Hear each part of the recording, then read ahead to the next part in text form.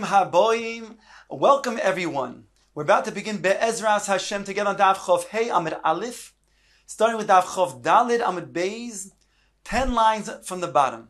The Gemara brought a klal named Rabbi Yabo b'shem Rabbi Yochanan that the Isser Hana is only when it's then done b'derech Hana Osoi, whereby if he then gets Hana by taking, for example, Chelev from the Shor HaNiskal and eats it raw, the Gemara says that's not derech Hana Osan, and therefore he would not be chayiv. The Gemara now brings an exception to this rule. Says the Gemara, Omar Abaye, Hakol Moedim, everybody agrees, B'kilei HaKerim, Shaloikin Alehen, Afilu Shalo derech Hana Osan. When it comes to planting an admixture in a vine, in a vineyard, there, even if it's not going to be derech Hana Osan, it will still be chayiv. What's the pasuk that teaches us the prohibition of Hana in regards to Kilei HaKerem? I'll read you the verse inside. It says, Lo sizra karmcha kilayin, do not plant an admixture in your vineyard. Pen tikdash hamaleya hazera asher tizra utuvas hakarem. It says because maybe the growth or the seed that is planted will produce in the kerem, in the vineyard, which is prohibited. So here we have the lashon of pen tikdash. Pen is a lashon of do not do, whereby there's a lav of tikdash, where it means it's usher to get hana from.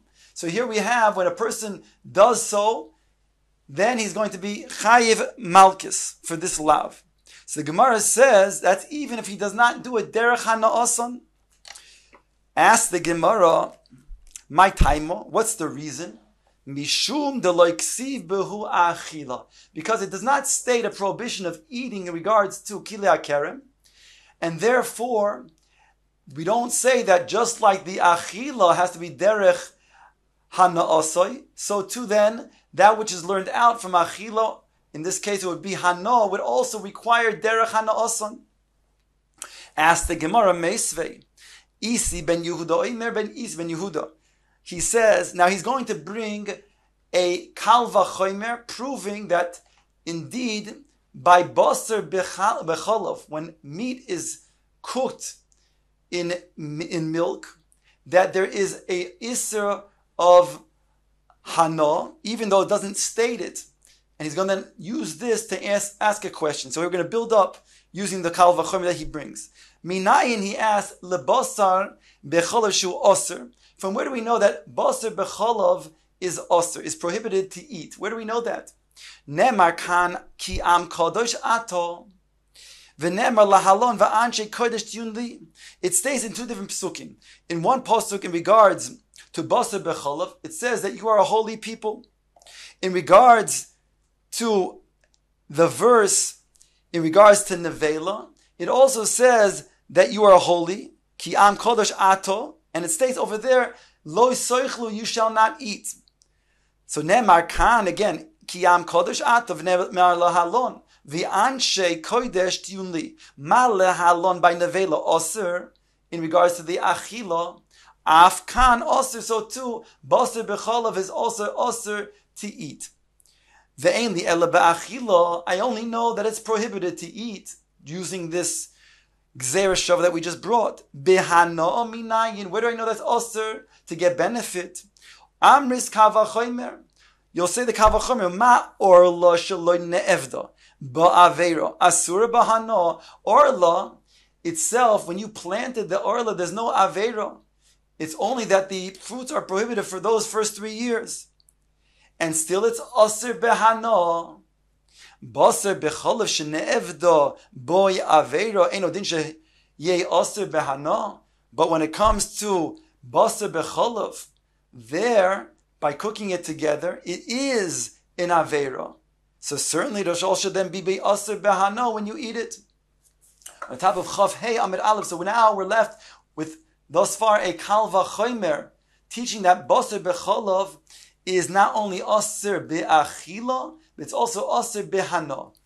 Top of Chof Hey Amud Aleph, it states mala orla now a pircha on this kal v'chomer. Mala orla shekain lo haisa lo shas hakoisha. Orla has a chumrah because orla, granted, like you said, it's aser b'hana, but also orla has something that's unique to it because orla is such that it never had a shas of kosher, and therefore, since the orla did not have a shas of kosher, because the moment that the pri blossoms, it already becomes aser. Whereas there was a moment of permissibility by the basar v'chalav. It had basar, which was permissible, and it had chalav that was permissible. Only when it was cooked together became prohibited. So therefore, orla has a chumrah, and therefore you cannot learn out the kal v'chomer from orla by saying that since orla is something that's aser behana, therefore then basar v'chalav should be aser behana. Says the Gemara, chametz b'Pesach yochiach. I'll bring chametz on Pesach to then prove that it could be used because shahaya lo shas hakosher v'aser b'hana. Because when it comes to chametz, there does have a moment, a time of permissibility because before it became aser the chametz, and it's aser b'hana. So now can we reinstate the kal v'chomer with orla again? Orla we said that never had an iser of aveiro when you planted it, and still it's aser bahana, basar b'chalav when you cooked it, it was an aveiro. Then kol shekena should be aser bahana when you eat it. So Gemara now asks, ma lechametz ba'Pesach shekein anush kares. You can't bring me a hoichacha from Pesach, from chametz, because chametz has a chumrah. It has a carried with it a punishment of kares. Whereas basar b'chalav is a lav, it's not going to be a chi of kares. The Gemara now brings to reinstate the kal v'chomer using kerem, kilei hakerem. There, she'ein anush kares, it does not have the punishment of kares. V'aser behana, and yet it's aser behana. So now we can reinstitute the kal v'chomer using this tzad hashove with kilei hakerem. Now ask the Gemara, v'im isa. This is now a build-up to bring that the kal v'chomer teaches us that basar b'chalav is not only aser b'achila, it's also aser b'hana. Now the Gemara asks his question. V'im isa, if it is so, that we want to say that the klal is accepted, that means an exceptional rule to the klal. Again, the klal is that you can only be chayiv with an Iser Hana when it's Derech Hana Osan. So now Abai wants to suggest an exception to that. When it comes to Kilei HaKerem, there, even if it's not Derech Hana Osan, you would be Chayiv. Ask the Gemara on this statement of Abai, V'im Isa, if it's so, again, that even if it's not Derech Hana Osan, you could be Chayiv, then nifrach ma'li kilei hakerem shekein loikin alem afilu shelo kiderech hanosan. Let the Gemara bring a pircha from kilei hakerem, showing that there's a chumrah. Kilei hakerem is unique because even when it's not derech hanosan, you're chayiv. Ve'abaye, and Abaye would say, Toimar b'mai. What will you say with what? Toimar b'basar b'chalav she'ein loikin alav ela derech hanaosoi. You'll tell me that basar b'chalav is not going to get malchus unless it's derech hanaosoi. That's what you're going to suggest then? Is it written by basar b'chalav achila? And we said achila is what then teaches us that where it's aser going to be derech hanaoson. Therefore, just like by achila, we learn out iser hana, that therefore has to be derech hanasa by the iser hana. If you don't have it stated achila, there's a prohibition to eat, then there's not going to be a prohibition, a chiyuv of derech, a requirement of derech hana'ason when it's an iser hana.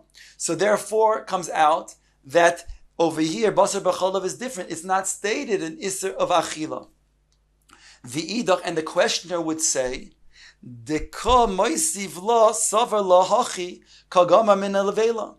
asked, that questioner was asking because he held that you're learning out from nevela. And Rashi points out this is actually a limud from not nevela but treifa. Ma nevela derech hana'asa. By nevela it says you shall not eat. And it's also only going to be the Isser if it's Derech HaNa'asa. Af Basar B'cholav Derech HaNa'asa. There too then, Basar B'cholav also has to be Derech HaNa'asa if you will get benefit from it. So therefore, that's what the questioner was saying. Ve'abaye, his response is, Lahachi lo'kosav achila begufa, but does not state explicitly in regards to Basar B'cholav achila, and therefore, it's not to be derived from nevela, or in this case, really treifa, when it says you shall not eat. The fact that it's not stated explicitly by Basar B'cholav teaches me that you will get malchus even without it being derech hana'asa. Ask the Gemara now, v'lifrach malik liakerem shekein lo haisa lo shas hakoisher. Let's ask a pircha from kilei akerem. There, kilei akerem, the Gemara understands at this point it's the growth that is the iser, and therefore the Gemara asks by kilei akerem never had a moment of permissibility, and therefore it's a chumrah whereby it breaks the kal vachomer. In other words, when it comes to the Isser Basar V'cholav, there was a Shas HaKosher. So you cannot learn from Kilei HaKerem. That's what the Gemara is asking. Answers the Gemara, Amar Ade Bar Ava, Zois Oimeres, Kilei HaKerem Ikarin Ne'esarin Nisarin. Hoyel V'haisel Lehen Shas HaKosher Kod Mashrosha. Therefore he says, Rab Ade Bar Ava, that indeed there is an additional Isser in the planting of this admixture, whereby there was a Shas HaKosher before it actually took root. And therefore, you could learn out from Kilei HaKerem to the Basar V'cholav. In both cases, there's a Shas HaKosher. Mosiv Rav Shmaya. Rav Shmaya asks on this, that you're saying that it only becomes prohibited at the time when it takes root. Hamaver Otis Nakuv Bekerem. It says in the Mishnah that one who brings a otzitz nokov, that's a flower pot that has holes on the bottom, and he brings it to a kerem.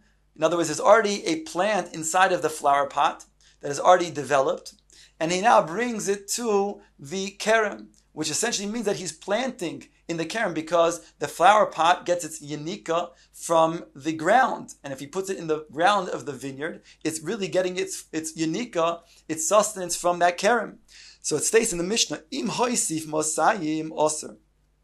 The Mishnah states that if it adds, meaning to say that there's a growth of mosayim, meaning to say that if it's going to be 1/200th of the initial plant, then that initial plant will not mevatil the iser, whereby the new growth will be oser.